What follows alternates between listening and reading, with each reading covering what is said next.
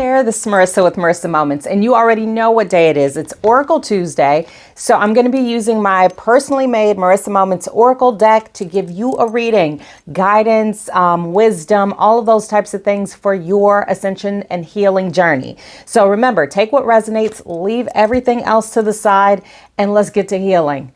I'm going to shuffle. We're going to speed it up because you don't have time. Let's go. Guidance and clarity. Guidance, clarity, wisdom. Understanding.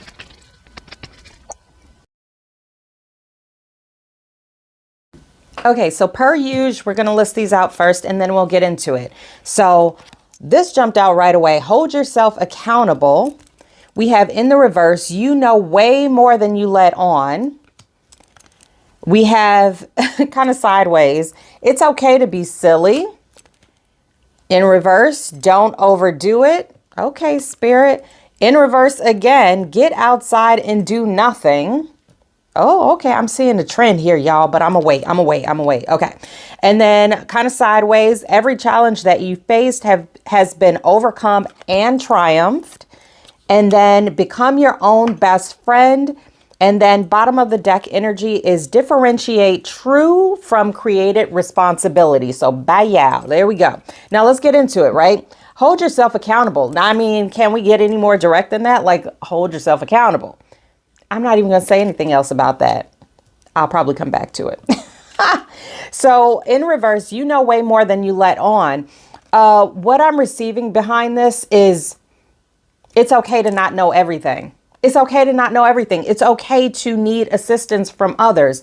Something that came to me actually earlier, and I feel like it pertains to this reading, is that when you are in a space that you are surrounded by people who have already obtained or are already seated in positions that you aspire to be in, then you should listen way more than you speak.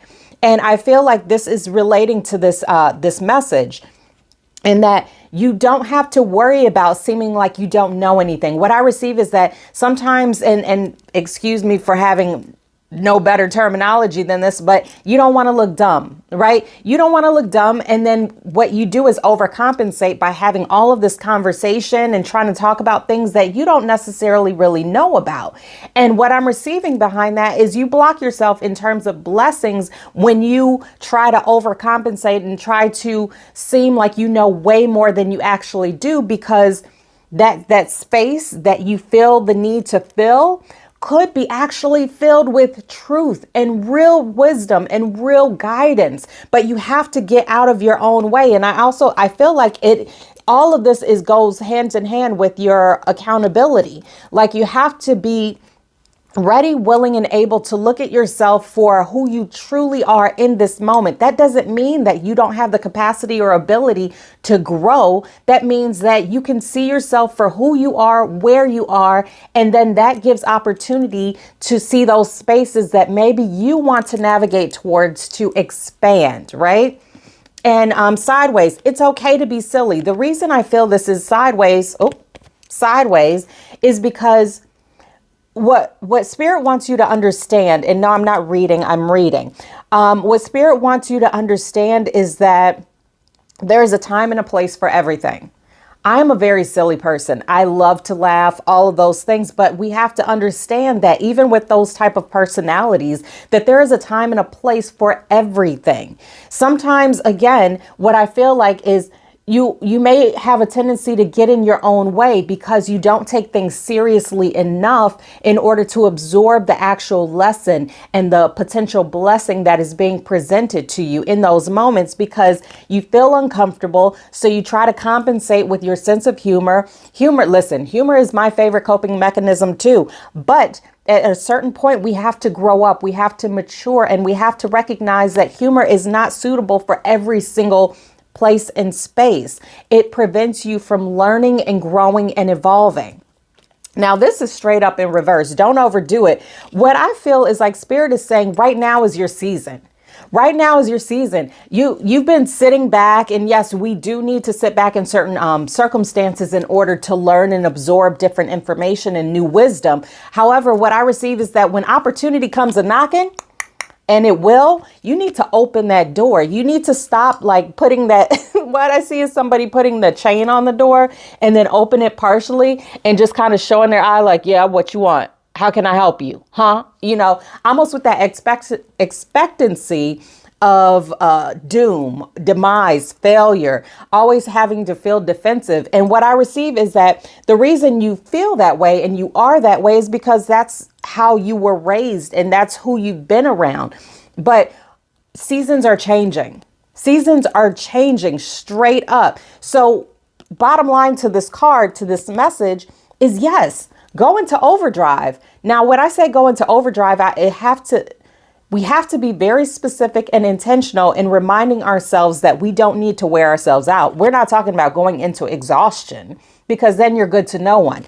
But what I receive is that when opportunity comes, use your discernment to ask yourself, is this in alignment with where I am supposed to be and where I am trying to go with whatever vision that God, Gaia, ancestors, angels, and saints have put on your heart? Now, if you're trying to open a business and someone's talking about going to a club and you feel like that might be an opportunity, no, that's not an opportunity for you to enhance your business unless you're going to be meeting new people and kind of I don't even know the word for it because I don't go to the club. But let's just be honest. In that situation, in that scenario, you are probably not going to be looking for collaborations in a space where the music is so loud that you can hardly even hear yourself think, and people are inebriated and all that type of stuff.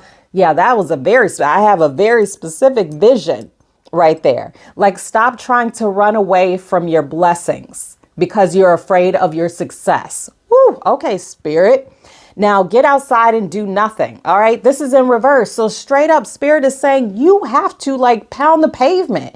You have to get out there. You have to put yourself out there. Don't be afraid. Again, what I receive a lot behind this is like, you fear the cringe factor. You fear other people's judgments. And I've said it a million times and I'll say it again until Spirit changes the narrative, is that oftentimes when we are most fearful of judgment is because we are judgmental ourselves. So maybe that's something that we need to work on, right? Work on that judgment. Whenever you see someone and you're real quick to be like, talk about them or judge them or whatever it is, ask yourself, why am I doing this? And how do I see myself in that person as opposed to how can I tear them down? Because when you're tearing somebody else down, you're not building yourself up. You're doing the actual opposite. So get outside, do things, collaborate, look for projects that you can lean into, look for nonprofits. I'm saying that because I'm kind of working on one, but look for anything that sparks joy within your spirit that says, this is going to help guide me in the direction I actually want to go as opposed to where I've been, right? And then again, sideways, we have every challenge that you faced has been overcome and triumphed.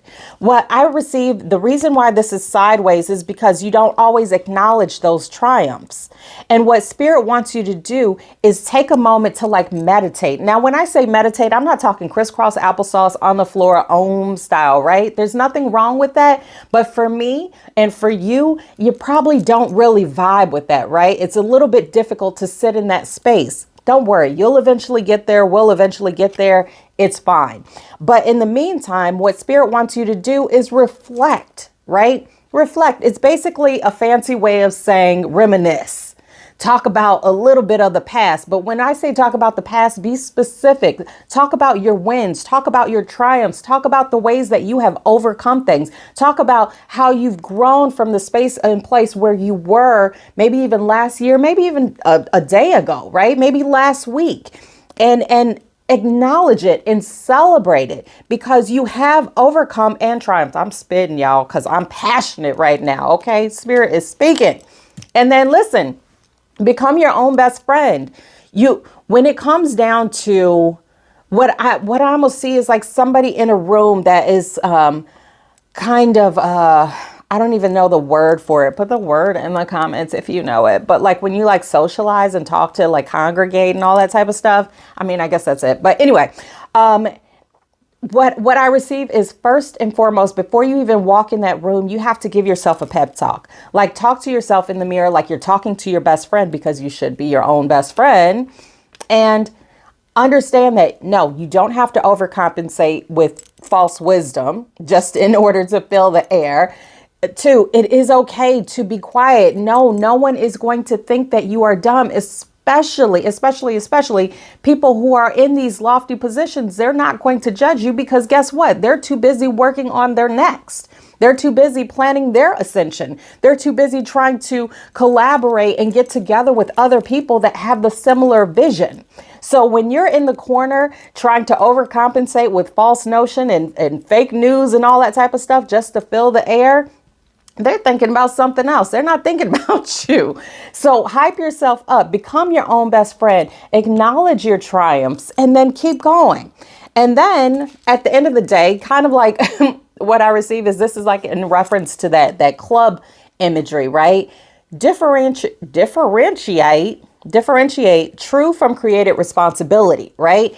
A lot of times you may feel overwhelmed, but that overwhelm is actually stemming from the fact that you take on other people's trauma, their problems, their to-do list, all of those things. How often are you filling in the gap for people when you still have a huge space to fill for yourself?